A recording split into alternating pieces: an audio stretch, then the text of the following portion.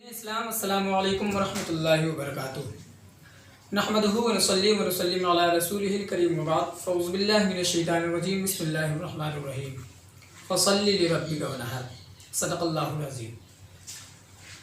شریعت مطہرہ میں ہر قسم کے اچھے برے کاموں کے لیے قوانین مقرر کیے گئے ہیں، یعنی ہر وہ کام جن کو ہم انجام دیتے ہیں کرتے ہیں تو وہ ان 11 قسموں میں سے کسی ایک قسم میں داخل ہوتا ہے۔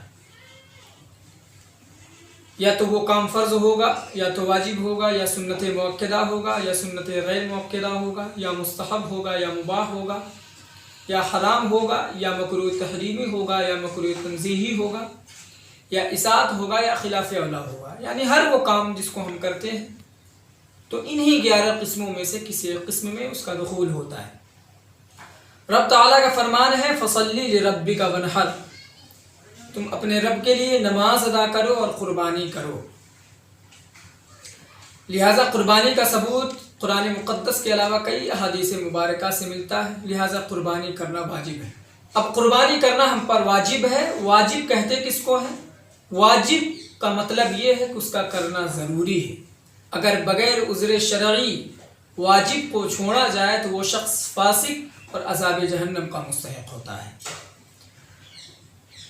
اب عوام الناس میں سب سے بڑا یہ سوال کہ کیا زندوں پر قربانی واجب ہے یا مردوں کے نام سے بھی قربانی کرنا واجب ہے؟ لہٰذا علامہ صدر الشریعہ مفتی امجد علی اعظمی رحمۃ اللہ تعالی علیہ اپنی کتاب بہار شریعت میں جلد نمبر 3 حصہ نمبر 15 صفحہ نمبر 331 میں رقم طراز ہوتے ہیں، وہ لکھتے ہیں کہ خدا نے جو اسے زندہ رکھا ہے اس کے شکریے میں اور ابراہیم علیہ السلام کی سنت کو قائم رکھنے میں جو قربانی واجب ہوتی ہے وہ غنی پر ہوتی ہے، یعنی مالدار پر ہوتی ہے۔ لہذا اس عبارت سے صاف ظاہر ہو گیا کہ قربانی کرنا زندوں پر واجب ہے، نہ کہ مردوں پر۔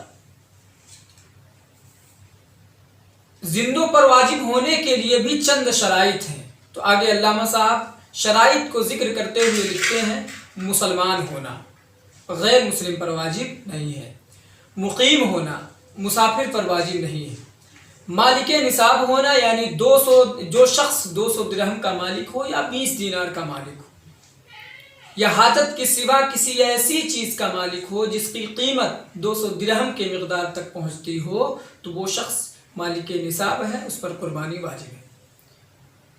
آزاد ہونا غلام پر واجب نہیں ہے، مرد ہونا شرط نہیں ہے کیونکہ عورتوں پر بھی قربانی واجب ہے۔ نابالغ بچے پر قربانی واجب نہیں ہے اور نہ ہی اس کے طرف سے اس کے باپ پر قربانی واجب، اسی فتویٰ ہے۔ اب ایک سوال اور کہ کچھ لوگوں کی ذہنیت بنی ہوئی ہے، کچھ جگہ یہ ذہن بنا ہوا ہے کہ جب پہلی مرتبہ وہ شخص اپنے گھر میں قربانی کرتا ہے تو یہ ذہن بنا ہوا ہے کہ حضور صلی اللہ علیہ وسلم کے نام سے قربانی کرنا واجب ہے، یا والدین کے نام سے جو انتقال کر گئے ان کے نام سے قربانی کرنا واجب ہے۔ حالانکہ اس شخص پر تمام شرائط پائے جاتے ہیں، لیکن وہ اپنے نام سے قربانی نہیں کرتا ہے، وہ ترک کر دیتا ہے، چھوڑ دیتا ہے اور حضور صلی اللہ علیہ وسلم کے نام سے قربانی کر دیتا ہے یا کسی مردے کے نام سے قربانی کر دیتا ہے۔ یہ ذہنیت غلط ہے، کیونکہ حضور سرور کائنات صلی اللہ علیہ وسلم کے نام سے قربانی کرنا یہ جائز ہے، احادیث مبارکہ سے ثابت ہے، یہ نفلی عبادت ہے۔ اسی طرح مردوں کے نام سے بھی قربانی کرنا جائز ہے، ثواب کی نیت سے کہ ثواب اس تک پہنچے گا۔ فتاوی رضویہ میں اعلیٰ حضرت عظیم البرکت امام محمد رضا خان فاضل بریلوی لکھتے ہیں کہ مردوں کے نام سے بھی قربانی کرنا جائز ہے لیکن واجب نہیں ہے۔ لہٰذا وہ شخص جن پر شرائط پائی جاتی ہیں وہ اپنے نام سے قربانی نہ کر کے حضور صلی اللہ علیہ وسلم کے نام سے قربانی کرنا اور واجب سمجھنا اور مردوں کے نام سے قربانی کرنے کو واجب سمجھنا یہ غلط ذہن ہے۔ کیوں؟ اس لیے کہ رسول اللہ صلی اللہ علیہ وسلم خود یہ نہیں چاہیں گے کہ ایک شخص واجب کو چھوڑ کر کے، واجب کو ترک کر کے وہ میرے نام سے قربانی کرے، اس لیے کہ یہ شریعت مصطفیٰ ہے۔ واجب کو چھوڑنا عذاب جہنم کا مستحق ہونا ہے، یعنی گنہگار ہوتا ہے۔ لہٰذا یہ ذہنیت آپ ختم کریں۔ ہاں، اگر آپ کے اندر یہ طاقت ہے، استطاعت ہے کہ اپنے ساتھ ساتھ حضور صلی اللہ علیہ وسلم کے نام سے بھی قربانی کر دیں یا اپنے ساتھ ساتھ مردوں کے نام سے بھی قربانی کر دیں، تو ایسی صورت میں جائز ہے، بلکہ اور زیادہ ثواب کا باعث ہوگا، اور زیادہ آپ کو اب اجر و ثواب حاصل ہوگا۔ لیکن آپ پر جو واجب ہے اس کو چھوڑ کر کے، ترک کر کے، اور پھر مردوں کے نام سے کرنا، یہ کہاں کی عقل مندی ہے۔ اور کچھ ذہنیت یہ بھی بنی ہوئی ہے کہ ایک سال باپ کے نام سے، ایک سال دادا کے نام سے، ایک سال پردادا کے نام سے، ایک سال بیوی کے نام سے، الگ الگ، یعنی ذہنیت یہ بن چکی ہے کہ ہم ہر سال الگ الگ کر کے اگر ہم قربانی کرتے ہیں تو اسی صورت میں سبھوں کے نام سے قربانی ہو جائے گی۔ یہ بھی ذہنیت غلط ہے۔